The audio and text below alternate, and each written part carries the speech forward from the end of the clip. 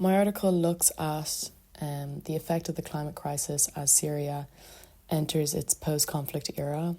I'm particularly interested in this link between the climate and armed conflict, but I think often how this relationship is viewed in the media and in research is how conflict and climate change cause one another.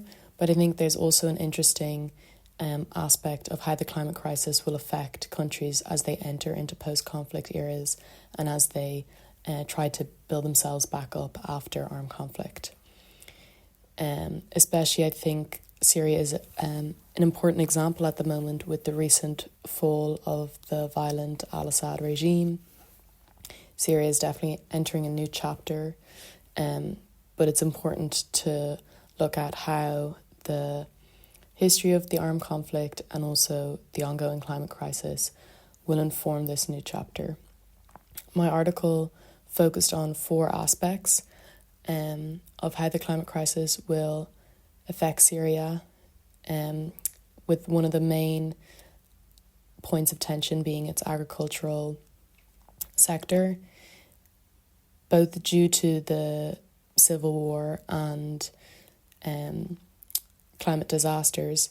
The sector has been completely diminished, which is not only taking a great toll on the country's economy, but has also contributed to its ongoing health, food and water crises. Another aspect that I think the climate crisis will affect is Syrian refugees abroad. There's 6 million Syrian refugees who have fled and relocated to other countries. And unfortunately, a lot of the research is pointing to the fact that it would be quite hard for these refugees to return home due to the ongoing climate crisis.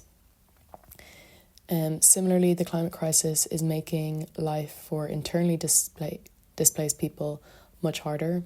There are currently around 7.2 million IDPs, and they have mainly moved to what are called climate hotspots, which are particularly vulnerable to climatic disasters.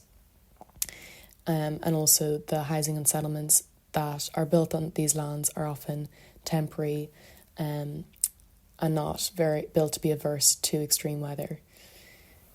And a final kind of theme that I talked about in the article was how the climate crisis may also affect peace-building efforts in the future. There's quite a lot of research showing that the climate crisis can make peace operations by international bodies such as the UN quite difficult. However, these international bodies are often limited due to their Western focus on liberal democracy and market-driven solutions. And other researchers are suggesting that focusing on more bottom-up local solutions that engage local people could actually be a chance for collaboration between opposing forces. So those are the kind of main themes that I explore in the article, and it's kind of just a case study of the link between climate and armed conflict, particularly in a kind of post-conflict era.